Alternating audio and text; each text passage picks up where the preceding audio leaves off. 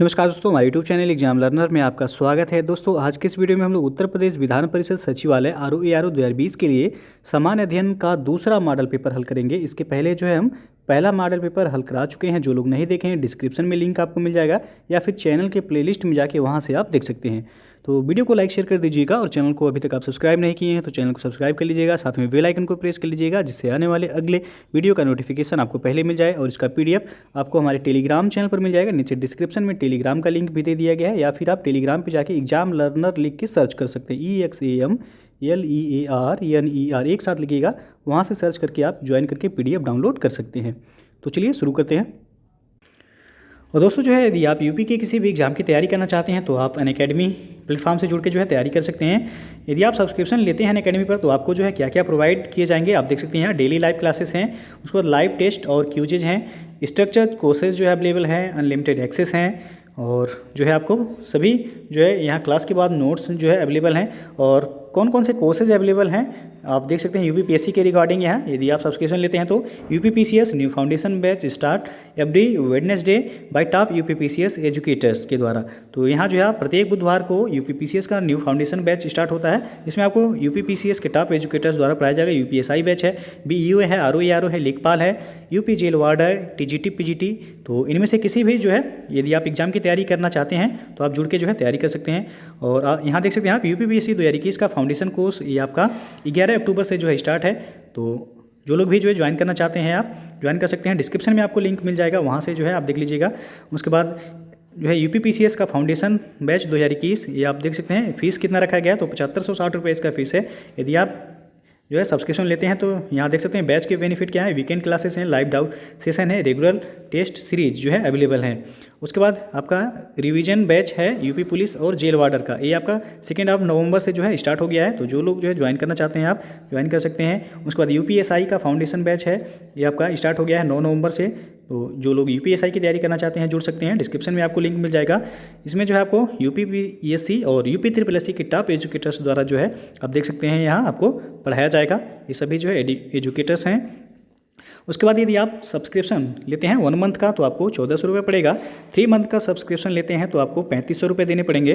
6 month का subscription 5600 रुपये। और यदि आप 1 साल का यानी कि 12 मंथ का सब्सक्रिप्शन लेते हैं तो जो है 7000 रुपये पड़ेगा आपका। और यदि आप 2 साल यानी कि 24 मंथ का सब्सक्रिप्शन लेते हैं तो आपको 8400 रुपये देने पड़ेंगे।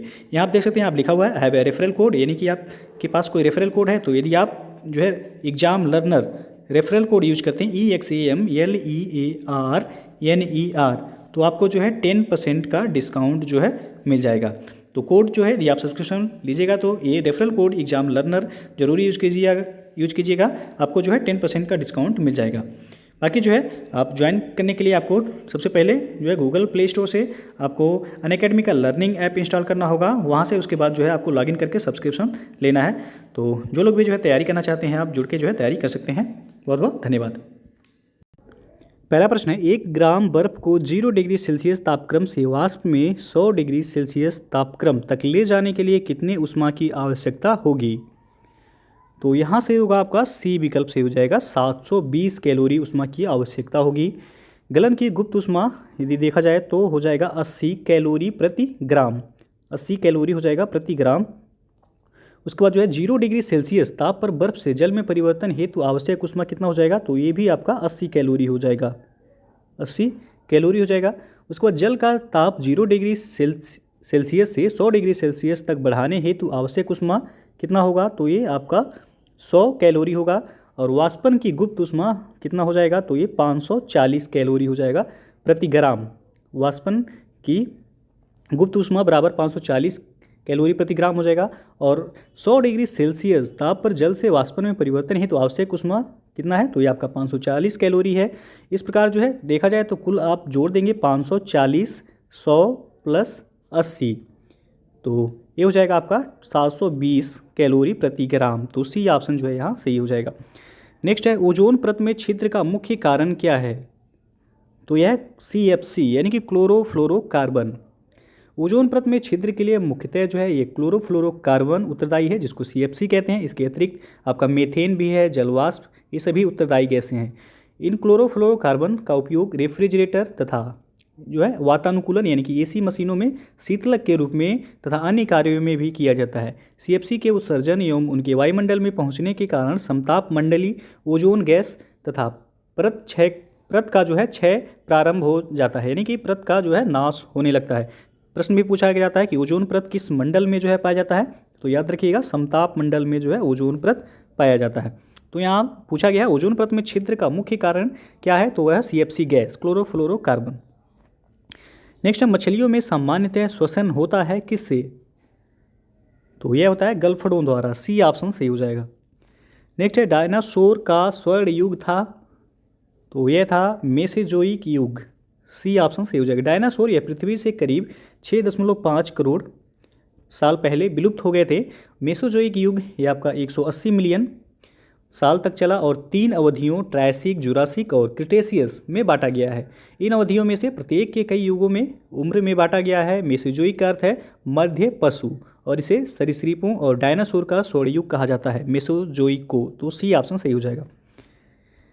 नेक्स्ट है पसीने का मुख्य उपयोग क्या है, इसका सही आंसर हो जाएगा ऑप्शन ए, शरीर का ताप नियंत्रित रखने के लिए।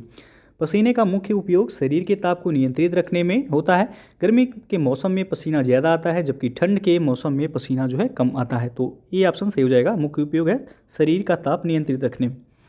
नेक्स्ट है परितृप्ति एवं प्यास के केंद्र मानव मस्तिष्क के निम्नलिखित में से किस भाग में अवस्थित है, तो यह हाइपोथैलेमस में अवस्थित है, बी ऑप्शन सही हो जाएगा। यहाँ परितृप्ति एवं प्यास के केंद्र मानव मस्तिष्क के हाइपोथैलेमस भाग में अवस्थित है। हाइपोथैलेमस ये अंतःस्रावी ग्रंथियों से स्रावित हार्मोन्स का नियंत्रण करते हैं।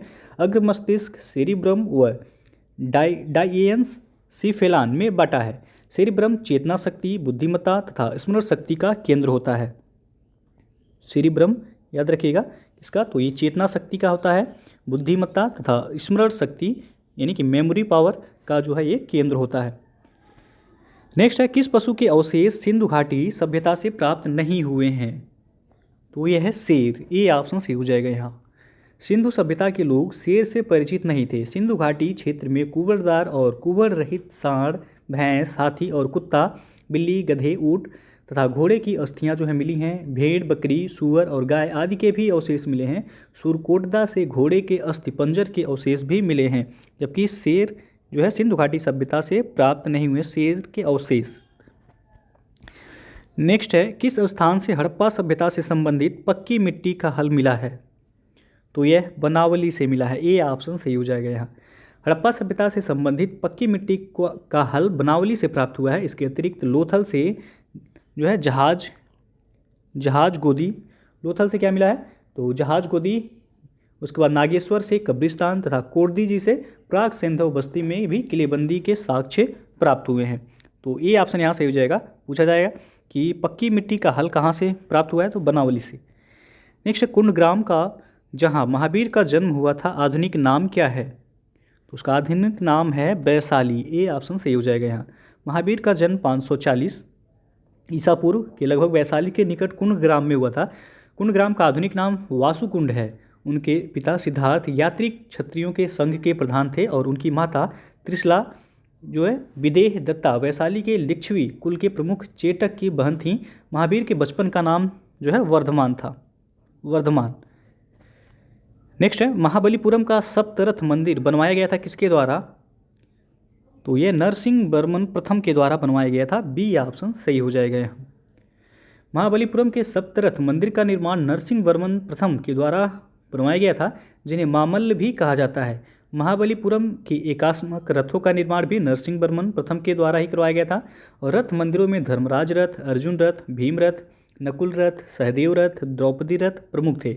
और सबसे बड़ा धर्मराज रथ तथा सबसे छोटा द्रौपदी रथ है, तो ये भी याद रखिएगा। सबसे बड़ा रथ पूछा जाएगा तो हो जाएगा आपका धर्मराज रथ और सबसे छोटा जो है वह द्रौपदी रथ। अगला प्रश्न है निम्न में से किसने कहा कि उसे सरा की चिंता नहीं है, तो सरा यानी कि शरीयत, तो वह हो जाएगा अलाउद्दीन खिलजी, डी ऑप्शन से हो जाएगा।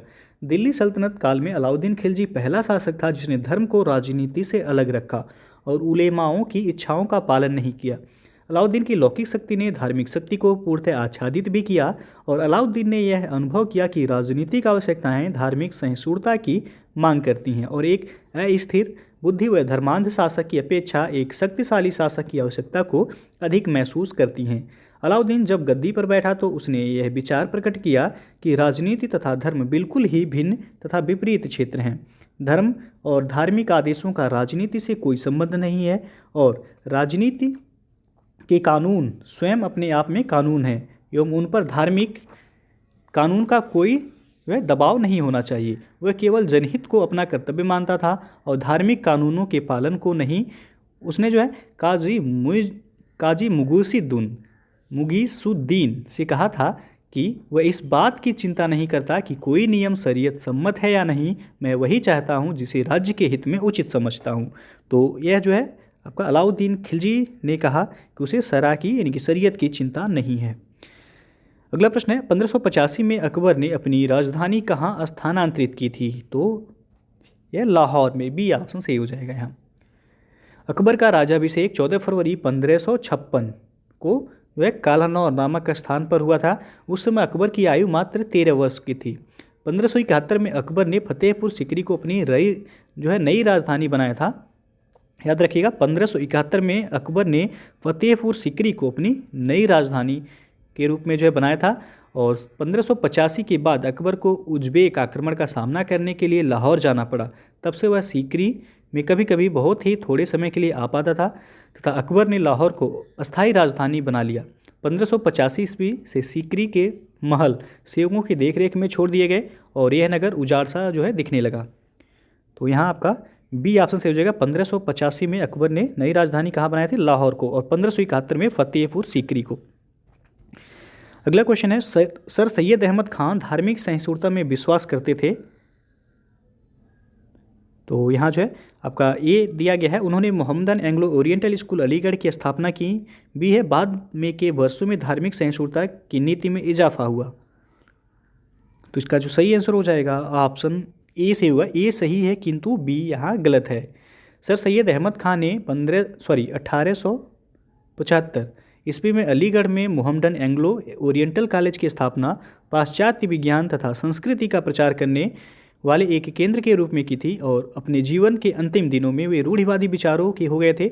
1880 ईस्वी के दशक में उन्होंने घोषणा की कि हिंदुओं और मुसलमानों में राजनीतिक हित समान न होकर अलग है। उन्होंने 1888 ईस्वी में यूनाइटेड इंडियन पैट्रियाटिक एसोसिएशन का गठन किया था और 1864 ईस्वी में साइंटिफिक सोसाइटी की स्थापना भी की थी।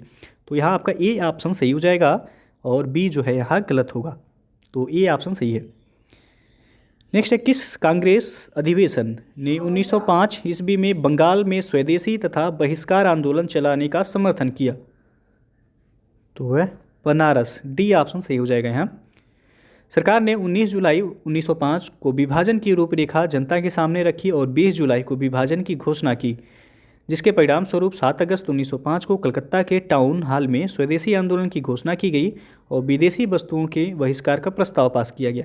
1905 ईस्वी में हुए बनारस अधिवेशन की अध्यक्षता करते हुए गोपाल कृष्ण गोखले ने भी स्वदेशी एवं बहिष्कार आंदोलन को समर्थन दिया था। तो डी ऑप्शन यहाँ सही हो जाएगा। अगला प्रश्न है गांधी के दांडी मार्च के संदर्भ में निम्नलिखित में से कौन सा कथन असत्य है? तो वह है समुद्र के किनारे पहुंचकर गांधी ने नमक बनाया था। तो सी ऑप्शन यहाँ सही हो जाएगा। गांधी जी ने दांडी मार्च का आरंभ अपने 78 कार्यकर्ताओं, ये पूछा भी गया है कितने कार्यकर्ताओं के साथ, तो 78 अनुयायियों के साथ 12 मार्च 1930 को गुजरात में स्थित साबरमती आश्रम से किया गया था और 241 मील, कितना दूरी 241 मील लंबी यात्रा पैदल चलकर 24 दिनों में तय की। 6 अप्रैल 1930 को प्रातःकाल प्रार्थना के बाद महात्मा गांधी ने समुद्र तट पर सांकेतिक रूप से नमक बनाकर कानून भंग किया। यह आंदोलन नमक कर के बहाने से अंग्रेजी सत्ता के विरुद्ध आंदोलन भी चलाया था। तो सी ऑप्शन यहाँ असत्य है। नेक्स्ट है व्यक्तिगत सत्याग्रह में विनोबा भावे को प्रथम सत्याग्रही चुना गया था, दूसरा कौन था? तो दूसरे थे पंडित जवाहरलाल नेहरू, बी ऑप्शन सही हो जाएगा। कांग्रेस ने अगस्त प्रस्ताव के विरोध तथा युद्ध में अपने को अलग सिद्ध करने के लिए व्यक्तिगत सत्याग्रह आरंभ किया। यह विचारधारा गांधी जी का था। व्यक्तिगत सत्याग्रह 17 अक्टूबर 1940 ईस्वी में पवनार आश्रम जो कि महाराष्ट्र में है शुरू किया गया था वहाँ से। इसके पहले सत्याग्रही विनोबा भावे थे तथा दूसरे सत्याग्रही पंडित जवाहरलाल नेहरू को चुना गया था। अगला प्रश्न है, लॉर्ड माउंटबेटन की अध्यक्षता में बनी विभाजन परिषद में भारतीय राष्ट्रीय कांग्रेस का प्रतिनिधित्व किया था किसने?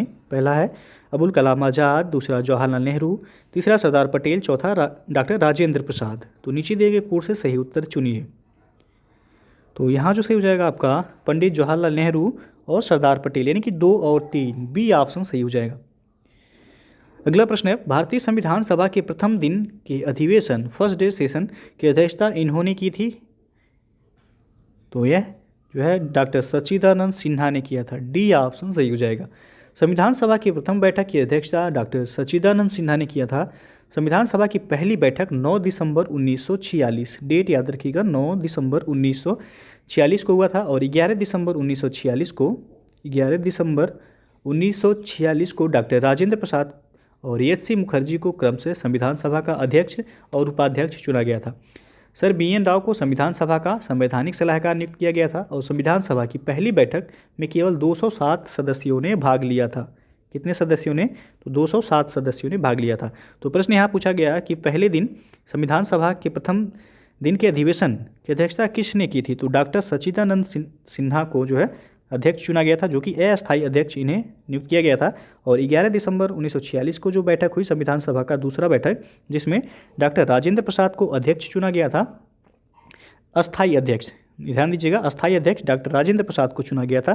कितने सदस्यों ने भाग लिया था? तो 207 सदस्यों ने भाग लिया था। और एच.सी. मुखर्जी को उपाध्यक्ष, संविधान सभा का उपाध्यक्ष चुना गया था 11 दिसंबर 1946 को।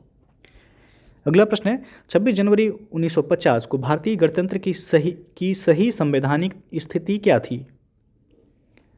तो वह था संपूर्ण प्रभुत्व संपन्न लोकतंत्रात्मक गणराज्य, बी ऑप्शन सही हो जाएगा यहाँ। 42वें संविधान संशोधन 1976, 42वां संविधान संशोधन किस वर्ष हुआ था? तो 1976 के पूर्व भारतीय संविधान की प्रस्तावना में संपूर्ण प्रभुत्व संपन्न लोकतंत्रात्मक गणराज्य शब्दों का उल्लेख है, जो कि 26 जनवरी 1950 को भारतीय गणतंत्र की सही संवैधानिक स्थिति को दर्शाता है। और समाजवादी, पंथनिरपेक्ष और अखंडता, ये शब्द 42वें संविधान संशोधन 1976 में जोड़े गए थे। नेक्स्ट है आपका, भारतीय संविधान के किस अनुच्छेद में भाषण एवं अभिव्यक्ति की स्वतंत्रता के मूल अधिकार का प्रावधान है? तो यह है अनुच्छेद 19 में, बी ऑप्शन सही हो जाएगा यहाँ। नेक्स्ट है, भारतीय संविधान की प्रस्तावना में प्रयुक्त समाजवाद शब्द को निम्नलिखित किस अनुच्छेद या अनुच्छेदों के साथ मिलाकर पढ़ने से सर्वोच्च न्यायालय को समान कार्य के लिए समान वेतन का मौलिक अधिकार परिभाषित करने की शक्ति प्राप्त हुई है? तो यह अनुच्छेद 14 और 16, डी ऑप्शन सही हो जाएगा यहाँ। समाजवाद को अनुच्छेद 14 व 16 को साथ मिलाकर पढ़ने से सामान्य कार्य के लिए समान वेतन का मौलिक अधिकार परिभाषित है। वर्ष 1976 के 42वें संविधान संशोधन से पहले भी भारत के संविधान में नीति निर्देशक सिद्धांतों के रूप में समाजवादी लक्षण मौजूद थे, फिर भी समाजवाद शब्द जोड़कर इसे स्पष्ट किया गया। सर्वोच्च न्यायालय के अनुसार लोकतांत्रिक समाजवाद का उद्देश्य गरीबी, उपेक्षा, बीमारी व अवसर की असमानता को समाप्त करना है। अगला प्रश्न है, वह व्यवस्था जो भारतीय संविधान द्वारा मान्य है कौन सा है? तो वह निजी शिक्षण संस्थाओं में धार्मिक शिक्षा में उपस्थिति अनिवार्य नहीं, बी ऑप्शन सही हो जाएगा। भारतीय संविधान का अनुच्छेद 28 शिक्षण संस्थाओं में धार्मिक शिक्षा एवं उपासना पद्धति में उपस्थित होने से स्वतंत्रता प्रदान करता है। और अनुच्छेद 28 का खंड 3 के अनुसार राज्य से मान्यता प्राप्त या राज्य निधि से सहायता पाने वाली शिक्षा संस्था में उपस्थित होने वाले किसी व्यक्ति को ऐसी संस्था में दी जाने वाली धार्मिक शिक्षा में भाग लेने के लिए या धार्मिक उपासना में उपस्थित होने के लिए तब तक बाध्य नहीं किया जाएगा जब तक उस व्यक्ति या उसके संरक्षक ने सहमति न दे दी हो। अगला क्वेश्चन है, भारत के राष्ट्रपति के द्वारा संविधान के अनुच्छेद 19 में दिया गया स्वतंत्रता का अधिकार किस अनुच्छेद के अंतर्गत स्थगित किया जा सकता है? तो इसका जो सही आंसर हो जाएगा ऑप्शन सी से होगा, अनुच्छेद 352 के अंतर्गत। अगला प्रश्न है, निम्नलिखित में से किस संघात्मक राज्य में इकाइयों को संवैधानिक संशोधन की प्रक्रिया को प्रारंभ करने की कोई शक्ति नहीं दी गई है? तो ऑप्शन देख सकते हैं आप यहाँ पे। इसका सही आंसर हो जाएगा ऑप्शन डी, भारत को। स्विट्जरलैंड, USA, और ऑस्ट्रेलिया में इकाइयों को संवैधानिक संशोधन प्रारंभ करने की शक्ति दी गई है, परंतु भारत में इकाइयों को संवैधानिक संशोधन प्रारंभ करने की शक्ति नहीं दी गई है। भारत के संविधान के अनुच्छेद 368 में इस प्रकार की व्यवस्था दी गई है कि भारत में यह दक्षिण अफ्रीका के संविधान से जो है अपनाई गई संविधान संशोधन की प्रक्रिया। तो ये प्रश्न भी पूछा गया है, संविधान संशोधन की प्रक्रिया किस देश से अपनाई गई है, तो दक्षिण अफ्रीका से। अगला क्वेश्चन है आपका, शुद्ध राष्ट्रीय उत्पादन यानी कि एनएनपी बराबर होता है किसके, तो यह बराबर होता है जीएनपी माइनस पूंजी ह्रास। सी ऑप्शन सही हो जाएगा। शुद्ध राष्ट्रीय उत्पाद जिसको एनएनपी कहते हैं, ज्ञात करने के लिए जीएनपी में से पूंजी स्टॉक की खपत या मूल्य ह्रास को घटा देते हैं, अर्थात एनएनपी बराबर हो जाएगा एनएनपी बराबर हो जाएगा जीएनपी माइनस डिप्रिसिएशन, या फिर जो है शुद्ध राष्ट्रीय उत्पाद बराबर हो जाएगा जीएनपी माइनस मूल्य या पूंजी ह्रास। तो सी ऑप्शन यहाँ सही है आपका। अगला क्वेश्चन है, निम्नलिखित में से कौन सा कर भारत सरकार द्वारा नहीं लगाया जाता है, तो यह है मार्ग कर या टोल टैक्स। डी ऑप्शन सही हो जाएगा। यह किसके द्वारा लगाया जाता है, तो यह राज्य सरकार के द्वारा लगाया जाता है। अगला प्रश्न है आपका, लीड बैंक का कार्य किया जाता है, तो यह इस कार्य हेतु नामित बैंक के द्वारा, यानी कि डी विकल्प आपका सही हो जाएगा। गाडगिल अध्ययन दल और नारीमन समिति की सिफारिशों के आधार पर भारतीय रिजर्व बैंक ने लीड बैंक की योजना तैयार की थी। इस योजना के अंतर्गत स्टेट बैंक तथा उसके सहायक बैंकों जो कि 14 राष्ट्रीयकृत बैंकों तथा 3 निजी स्वामित्व वाले बैंकों को जिलों में बैंकिंग सुविधाओं के विकास एवं सर्वेक्षण का कार्य सौंपा गया था। प्रत्येक राज्य में जो कि छोटे राज्यों को छोड़कर 2 बैंकों को जिलों में बैंकिंग सेवाओं हेतु लीड बैंक की जिम्मेदारी सौंपी गई और इन अग्रणी बैंकों ने जिलों में बैंकिंग विकास के लिए सलाहकार समितियों का गठन किया है। प्रत्येक जिले में किसी एक राष्ट्रीयकृत बैंक का चयन करके उसे उसके जिले के विकास संबंधी कार्यों का दायित्व सौंपने की लीड बैंक योजना 1969 में ही प्रारंभ की गई थी आपका। तो यहाँ डी विकल्प सही होगा। लीड बैंक का कार्य किया जाता है किसके द्वारा, तो इस कार्य हेतु नामित बैंक के द्वारा। अगला प्रश्न है, किसके शासनकाल में भारत में उदारीकरण के प्रथम चरण को शुरू किया गया था, तो यह हो जाएगा आपका PV Narasimha Rao. B option सही हो जाएगा। पीवी नरसिम्हा राव के शासनकाल में भारत में आर्थिक उदारीकरण का प्रथम चरण 1991 ईस्वी में जो है प्रारंभ किया गया था। अगला क्वेश्चन, हरी खाद के लिए सबसे उपयुक्त फसल कौन सा है, तो यह है सनई। सी ऑप्शन सही हो जाएगा। नेक्स्ट है, अदृश्य मदों के व्यापार से अभिप्राय है, तो यह है सेवाओं का व्यापार। ए ऑप्शन सही हो जाएगा यहाँ। अदृश्य मदों के व्यापार से अभिप्राय सेवाओं का व्यापार से है, जबकि दृश्य मदों के व्यापार में वस्तुओं का आयात निर्यात शामिल है। नेक्स्ट है, यूपी में 2011 की भारत की जनगणना के अनुसार साक्षरता दर कितना है, तो यह 67.68%। तो यदि पूछा जाए पुरुष साक्षरता कितना है, तो 77.3% है और महिला साक्षरता 57.2% है। तो दोनों याद रखिएगा। टोटल साक्षरता उत्तर प्रदेश का 67.68% जो है, पुरुष साक्षरता है 77.3, महिला साक्षरता है 57.2%। अगला क्वेश्चन है, निम्नलिखित में से किस केंद्र शासित प्रदेश में आबादी का घनत्व सबसे कम है, तो यह अंडमान और निकोबार द्वीप समूह में। सी ऑप्शन सही हो जाएगा। अब जो है ये दमन दीव और दादरा नागर हवेली को विलय करके एक केंद्र शासित प्रदेश कर दिया गया, ये ध्यान दीजिएगा। अब ये जो है अलग अलग केंद्र शासित प्रदेश नहीं है। दमन दीव और दादरा नागर हवेली जो है एक ही केंद्र शासित प्रदेश है। अब केंद्र शासित प्रदेशों की संख्या 8 हो गई है।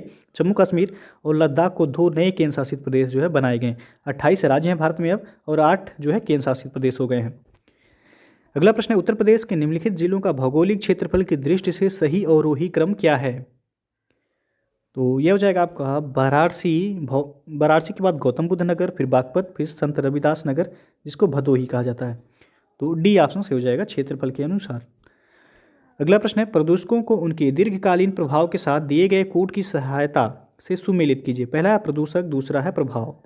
तो मिलान करना है और कोड के माध्यम से बताना है कौन सा ऑप्शन सही हो जाएगा यहाँ। तो चलिए देखते हैं। सबसे पहला दिया गया आपका कार्बन मोनोऑक्साइड, तो यह हो जाएगा इससे प्रभावित जो अंग हैं लीवर और किडनी को क्षति यह पहुंचाता है। तो यह हो जाएगा आपका ई का पहला हो जाएगा। उसके बाद बी है ई का पहला, बी हो जाएगा नाइट्रोजन की ऑक्साइड, तो इससे प्रभावित है आपका कैंसर, बी का हो जाएगा दूसरा। फिर जो है धूलकण धूलकण से प्रभावित जो है श्वास संबंधी रोग होता है। तो सी का हो जाएगा तीसरा, और सीसा हो जाएगा केंद्रीय नर्वस सिस्टम, तंत्रिका तंत्र। तो डी का हो जाएगा चौथा, यानी कि 1 2 3 4 जिस ऑप्शन में होगा वह सही हो जाएगा आपका। तो 1 2 3 4 आप देख सकते हैं सी ऑप्शन सही हो जाएगा यहाँ। अगला प्रश्न है, अब पर्यावरण स्वच्छ रखने की दृष्टि से निम्नलिखित में से कौन ऊर्जा स्रोत सर्वोत्तम है? तो वह है आपका सौर सेल, सौर ऊर्जा, ए ऑप्शन सही हो जाएगा यहाँ।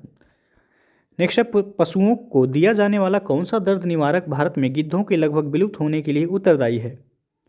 तो वह डिक्लोफिनेक, डी ऑप्शन सही हो जाएगा। नेक्स्ट है, सूची 1 को सूची 2 के साथ मिलान करना है और कोड के माध्यम से बताना है कौन सा ऑप्शन सही है। एक तरफ राज्य दिया गया, दूसरी तरफ सबसे ऊंची चोटी। तो चलिए देखते हैं।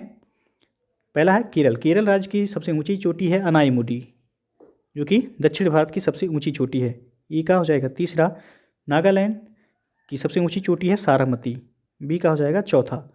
उत्तराखंड की सबसे ऊंची चोटी है नंदा देवी, सी का हो जाएगा दूसरा। और तमिलनाडु की सबसे ऊंची चोटी है दोदा बेटा, और तो हो जाएगा डी का पहला। 3 4 2 1 जिस ऑप्शन में होगा वह सही हो जाएगा। तो 3 4 2 1 सी विकल्प सही हो जाएगा यहाँ। अगला प्रश्न है, निम्नलिखित में से कौन सी नदी गंगा नदी में बाएं से नहीं मिलती है? तो इसका सही आंसर हो जाएगा ऑप्शन डी, सोन नदी। सोन नदी यह पटना के पास गंगा में मिलती है, जो कि दाहिने किनारे से मिलती है, और बाएं किनारे से गोमती नदी, घाघरा और कोसी, ये सभी गंगा में बाएं किनारे से मिलती हैं। नेक्स्ट है आपका, निम्नलिखित में से तत्वतः कौन सी एक हिमालयी वनस्पति की जाति नहीं है?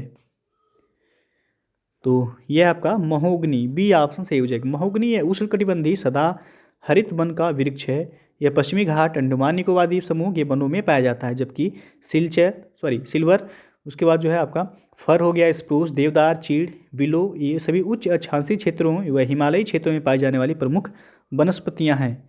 तो बी ऑप्शन सही हो जाएगा यहाँ। अगला प्रश्न है, पृथ्वी पर मरुभूमि होने की संभावना अधिक रहती है? तो यह रहता है 23 डिग्री अक्षांश के पास, बी ऑप्शन सही हो जाएगा। पृथ्वी पर मरुस्थल होने की संभावना 23.5 डिग्री अक्षांश के पास ज़्यादा होता है, क्योंकि विषुवतीय क्षेत्र से चलने वाली हवाएं अयनवर्ती क्षेत्रों में उतरती हैं, जिससे वहां उच्च वायुदाब का क्षेत्र बन जाता है। अतः मौसम साफ रहने से एवं वर्षा का अभाव के होने के कारण इस क्षेत्र में मरुभूमि यानी कि मरुस्थल पाए जाते हैं। नेक्स्ट है, निम्नलिखित में से कौन सा बाल्कन देश नहीं है? तो बाल्कन देश ऑस्ट्रिया नहीं है, डी ऑप्शन सही हो जाएगा यहाँ। दक्षिण पूर्वी यूरोप का वह क्षेत्र जो बाल्कन पर्वत से घिरा है वह बाल्कन देश कहलाता है। बाल्कन देश की श्रेणी में आपका Albania, Bosnia, Herzegovina, Croatia, Kosovo, Macedonia, Bulgaria, Serbia, Montenegro, Slovenia, Romania, ये सभी बाल्कन देश के जो है अंतर्गत आते हैं। ऑस्ट्रिया इसमें नहीं है। अगला प्रश्न है, निम्न में से कौन सी प्रक्रिया दरार घाटी के निर्माण में मदद करती है? तो वह है भ्रंश, बी ऑप्शन सही हो जाएगा। रिफ्ट घाटी या दरार घाटी के निर्माण में भ्रंशन क्रिया का योगदान होता है। किसी स्थान पर जब दो सामान्य भ्रंश कई किलोमीटर की लंबाई में इस तरह पड़ते हैं कि उनके बीच का भाग नीचे धंस जाता है और एक बेसिन या घाटी का निर्माण हो जाता है, तो इसे रिफ्ट घाटी या फिर ग्रावेन कहा जाता है। बैकाल रिफ्ट घाटी संसार की सबसे गहरी रिफ्ट घाटी है, याद रखिएगा। बैकाल रिफ्ट घाटी ये संसार की सबसे गहरी रिफ्ट घाटी है, जो कि दक्षिणी साइबेरिया यानी कि रूस में है ये। अगला प्रश्न है आपका अनुक्रम, ये रीजनिंग का प्रश्न है। C/1 दिया गया है, 4/E है, G/9 है, तो क्वेश्चन मार्क दिया गया है, फिर K/25 में लुप्त पद आपको बताना है कौन सा होगा क्वेश्चन मार्क की जगह पे। तो यहाँ आप देख सकते हैं C के बाद जो है E दिया गया है, यानी कि CDE +2 किया गया है। E के बाद G दिया गया है, तो EFG यहाँ भी +2 हो रहा है।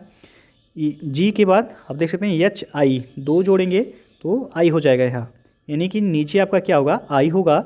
फिर यहाँ आप देख सकते हैं IJK +2 जोड़ा गया है, फिर जो है K हो गया है, तो ये तो हो गया आपका।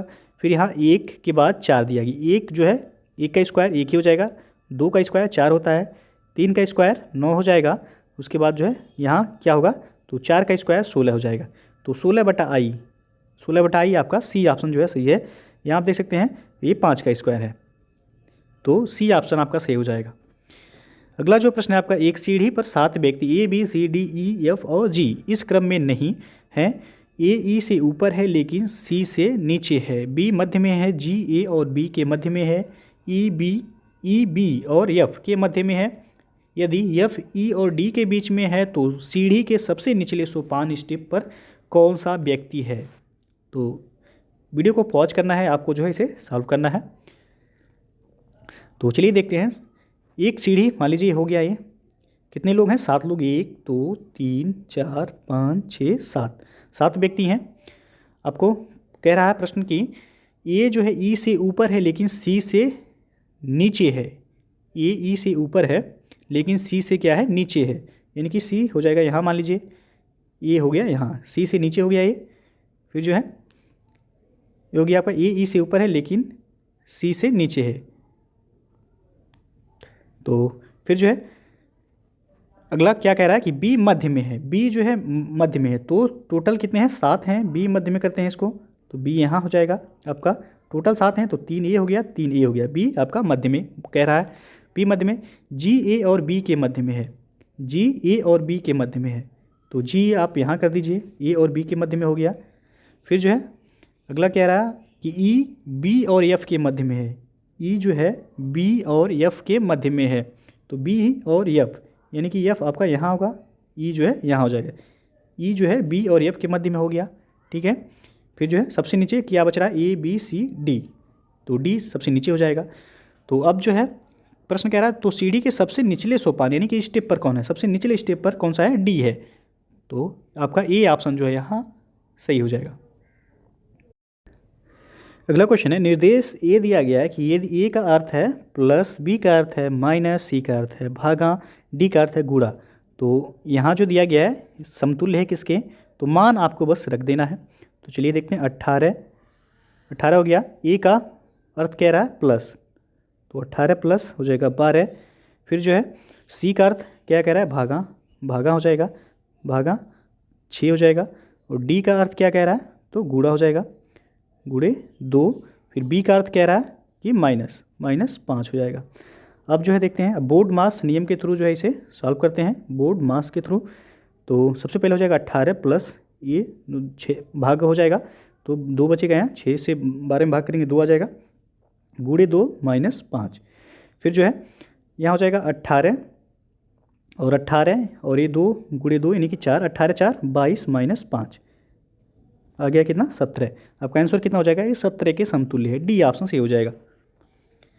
अगला प्रश्न है, यदि बॉबी का पहला जन्मदिन जनवरी 1989 के किसी एक मंगलवार को पड़े तो वह दिन जिस दिन उसका जन्म हुआ था कौन सा होगा। तो यहाँ जो है आपका किसी भी व्यक्ति का जो है जन्मदिन या पहले के वर्ष की उसी तारीख का दिन ज्ञात करने के लिए सामान्य वर्ष से 1 दिन तथा लीप वर्ष पड़ने पर 2 दिन घटाते हैं, क्योंकि 1989 के पहले वर्ष 1988 है जो कि लीप वर्ष है। अतः जो आपका 1988 होगा, ये 1988 होगा को उसी तारीख का दिन प्राप्त करने के लिए जो है 2 घटाते हैं। तो बॉबी का जन्मदिन बराबर हो जाएगा बॉबी का पहला जन्मदिन माइनस 2। तो मंगलवार पहला जन्मदिन बॉबी का जो है मंगलवार को हुआ था, मंगलवार से आप क्या कर देंगे, -2 कर देंगे। तो मंगलवार में से 2 आप माइनस करेंगे तो सोमवार, रविवार, तो कौन सा दिन होगा, रविवार। तो ए ऑप्शन जो है यहाँ सही हो जाएगा। तो 46 का जो है ए विकल्प सही है आपका। बॉबी का जन्म किस दिन हुआ था, तो रविवार को हुआ था। अगला प्रश्न है आपका, उत्तर प्रदेश में होली के त्यौहार पर लठमार होली मनाई जाती है कहाँ पर, तो लठमार होली बरसाना में मनाया जाता है, बी ऑप्शन सही हो जाएगा। अगला क्वेश्चन है, उत्तर प्रदेश राज्य के राजस्व का मुख्य स्रोत क्या है, तो ये है आपका SGST, ये ऑप्शन सही हो जाएगा। उत्तर प्रदेश के राजस्व का सबसे प्रमुख स्रोत राज्य GST है, यानी कि SGST है। उत्तर प्रदेश के कुल कर का राजस्व में राज्य GST यानी कि SGST का योगदान जो है सर्वाधिक वह 55,673 करोड़, 55,673 करोड़ है। तो ये ऑप्शन सही हो जाएगा। उत्तर प्रदेश राज्य के राजस्व का मुख्य स्रोत जो है वह SGST है। अगला क्वेश्चन है, हाल ही में किस राज्य सरकार ने बाल श्रमिकों को शिक्षित करने के लिए बाल श्रमिक विद्या योजना की शुरुआत की है, तो यह उत्तर प्रदेश राज्य सरकार के द्वारा किया गया है, सी विकल्प सही हो जाएगा। कब किया गया, तो 12 जून 2020 को, 12 जून 2020 को उत्तर प्रदेश के मुख्यमंत्री योगी आदित्यनाथ के द्वारा विश्व बाल श्रम निषेध दिवस के अवसर पर उत्तर प्रदेश में बाल श्रमिक विद्या योजना की शुरुआत की और इस योजना के तहत कामकाजी बच्चों का स्कूल भेजने के लिए सरकार 1200 रुपये प्रति माह तक का सालाना अनुदान देगी और योजना के तहत बालकों को प्रति माह 1000 एवं बालिकाओं को प्रति माह 1200 रुपये दिए जाएंगे। इस योजना के तहत सर्वाधिक बाल श्रम से जुड़े 57 जिलों को सबसे पहले चयनित किया गया है। कितने जिलों? तो 57 जिलों को चयनित किया गया है। और अंतिम प्रश्न है आपका, इनमें से किसे वर्ष 2020 के विश्व खाद्य पुरस्कार प्रदान किए जाने की घोषणा की गई है?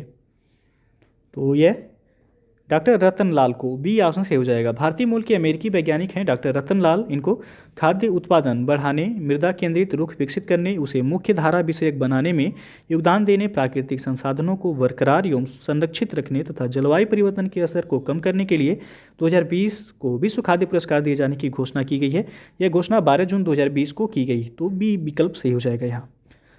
तो ये हो गया आपका सामान्य अध्ययन का जो है दूसरा प्रैक्टिस सेट। इसके पहला जो है सेट अपलोड हो चुका है। जो लोग नहीं देखे हैं डिस्क्रिप्शन में आपको मिल जाएगा या फिर चैनल के प्लेलिस्ट में जाके वहाँ से देख सकते हैं। तो वीडियो पसंद आया हो तो लाइक शेयर कर दीजिएगा और चैनल को अभी तक आप सब्सक्राइब नहीं किए हैं तो चैनल को सब्सक्राइब कर लीजिएगा, साथ में बेल आइकन को प्रेस कर लीजिएगा जिससे आने वाले अगले वीडियो का नोटिफिकेशन आपको पहले मिल जाए। PDF आपको इस टेलीग्राम चैनल पर मिल जाएगा, नीचे डिस्क्रिप्शन में टेलीग्राम का लिंक भी दे दिया गया, वहाँ से ज्वाइन करके आप PDF डाउनलोड कर लीजिएगा। तो वीडियो को पूरा देखने के लिए बहुत बहुत धन्यवाद।